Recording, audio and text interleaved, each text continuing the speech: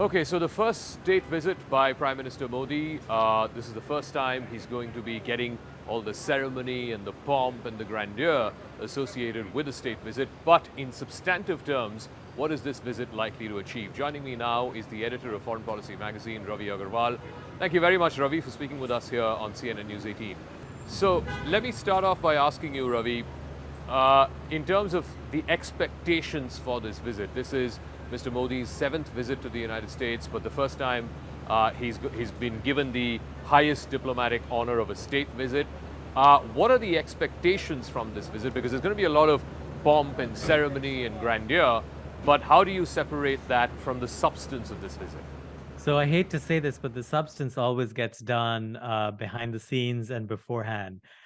So I think this visit is precisely as you've described it. It is about pomp and circumstance, but I don't think we should belittle pomp and circumstance. I think it has value in and of itself. I think there is value in both leaders of these two countries being seen in public together and being seen to take this relationship very seriously. That has a trickle down effect on bureaucrats on both sides, on diplomats on both sides, and it sort of urges the two sides to get more things done. It also serves as just an opportunity, a deadline, as it were, to have things ready to sign for, to be done by XYZ date. So, in that sense, visits like this tend to be very important simply because they exist, because you have an opportunity to have them. But a lot will get done. I think this is a moment where the relationship, continues on a trajectory of more strength, more cooperation, despite differences. And really, we're seeing a more mature version of this relationship because they're able to accept and acknowledge their differences and not let it get in the way of what has now been a bilaterally acknowledged important relationship on both sides for 2 decades. It also comes just a couple of months before India hosts the G20 meeting, and you saw this, the last G20 meeting. They had to work overtime to be able to produce a joint document or a joint communique. This time, because the war in Ukraine is far more entrenched and the positions that different parties have taken is far more entrenched, how easy or difficult would that be going into the G20 summit? And what role may the US play and help India in thrashing out a joint communique? So this one is very tricky because of Russia. I think, as we've seen in previous meetings at the foreign minister level, it's very difficult to get anything agreed on the minute you have Russia in the room in some form. So TBD on whether Putin actually comes to such a meeting or who, if anyone, represents Russia. I think that will be something to watch out for well ahead of time, which will change the tone and tenor of any such discussions that may be had. I think, whether or not there is a joint communique won't be the only metric through which to judge the success of the G20. I think India, over the last several months now, has had so many smaller discussion groups on a sectoral basis that it can already point to advances to people ties in various sectors that it can, quite reasonably and justifiably call out as mini successes. But on the larger issues, I think a lot will depend on the Russia question and India's fence sitting, as it were. I think even this week, Prime Minister Modi called for peace in an interview with the Wall Street Journal. From an American point of view, that's simply not enough. I think the rest of the world, or the West primarily, sees India's position as fence sitting. They're not happy about it.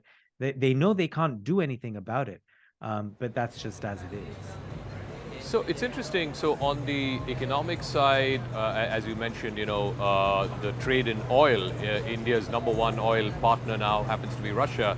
That was not the case a year and a half ago before this war began. But at the same time, the dependencies perhaps exposed because of this war when it comes to the defense partnership. And as you know, India was dependent on Russia for more than 50% of all its imports. Do you reckon because of this war that may change, and how may that reflect through the course of this state visit?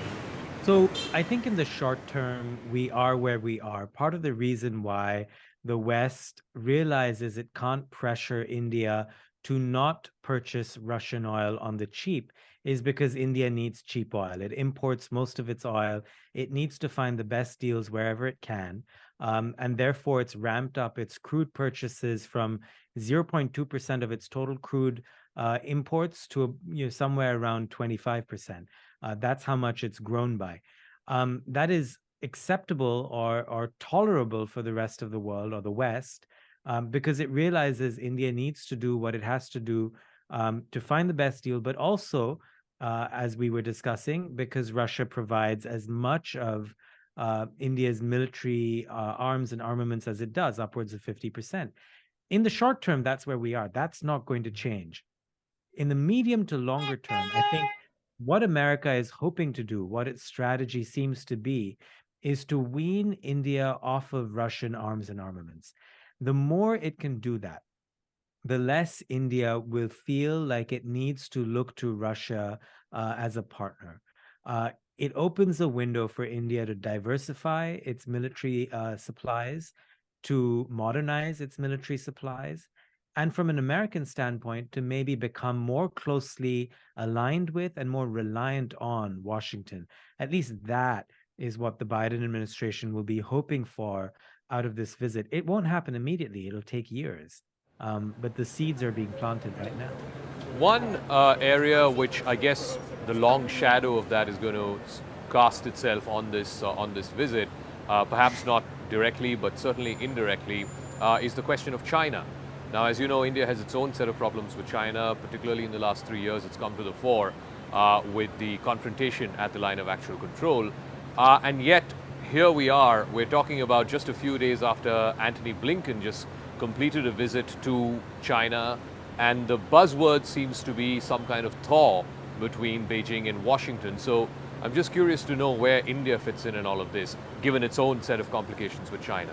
Yeah, I think thaw might be a strong word. That's the word the Biden administration would like to use. But the reality is that the trajectory of the US-China relationship is in a difficult place. I think, because of domestic constraints and politics on both sides, both countries are tougher on each other, and it is politically feasible to be tougher on each other.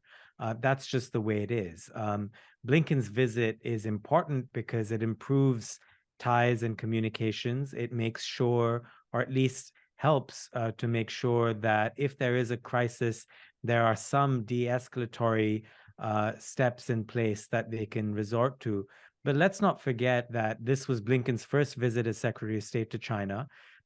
It was the first secretary-level visit since 2018. And by comparison, Hillary Clinton, in her 4 years as Secretary of State, she went to China 7 times. So this one visit is just one thing, but by no means does it mean that Blinken will end up going to China 7 times in his term. That's not happening. Where India fits into this is interesting. I think, India's relations with China have soured pretty much alongside the souring of US-China relations. And that has had the effect of bringing India and the US closer in some respects, but it's also made it trickier because it's increased America's expectations of India. So America has wanted India to, for example, take a more active role in the Quad than India is even comfortable with. So what we'll see now in the next few years is, as the US-India relationship progresses, the greater the likelihood of some conflict with China for either country, the greater the stresses on the India-US relationship. They want to be allies, not treaty allies, but friends, really. But there are differences between the two countries. They don't agree on everything. Their worldviews aren't entirely aligned, and they approach foreign policy quite differently. China is the one area that could exploit more of these differences if it wanted to.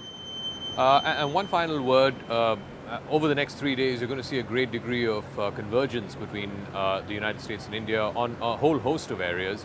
But there are divergences as well, not just in worldview. One of the areas happens to be, human rights, press freedom, religious freedom. The US views India's record on that not particularly satisfying or up to the mark. And when I spoke to Ambassador Garcetti a couple of weeks back, he said, friends can have differences, but friends also raise these differences in private. Is this going to be the modus, as you see it, for the India-US relationship, that whatever differences or whatever concerns the Biden administration, particularly given it's a Democratic administration and you know the pressures on the extreme left side of the Democratic administration, are they going to just be satisfied raising this in private? I think so. I think the United States needs India. I think its worldview and the way in which it treats other countries is not entirely cohesive. So, on the one hand, it will call out China for human rights violations, but it will do so publicly because it is completely okay being tough on China and being perceived as tough on China. And it is okay with some mild and sometimes even more serious escalation with China. It puts India in a different category. It doesn't want to rock the boat in the wider relationship. So it chooses to turn a public blind eye to problems with press freedom in India or human rights violations or any other issues that it would comment on under normal circumstances, whether it's Manipur, whether it's Hindu Muslim disharmony, or any other issue that it does take on in other countries. I think this is where US and Indian values diverge a little bit. Number one. Two, there is a certain amount of hypocrisy to how America deals with the world. But beyond all of this, I think we have to call it as it is, and this is realism. This is two countries that have a realist approach to their foreign policies. And so it should not be surprising that they often, or sometimes at least, say one thing and do another. 'Twas ever thus in world politics. All right. As the Prime Minister said in that Wall Street Journal interview, I'm going to present my country the way it is, and I'm going to present myself the way it is. So we'll leave it at that. Thank you very much, Ravi Agarwal. It's always a pleasure speaking with you. Thank you very much for joining here on CNN News 18.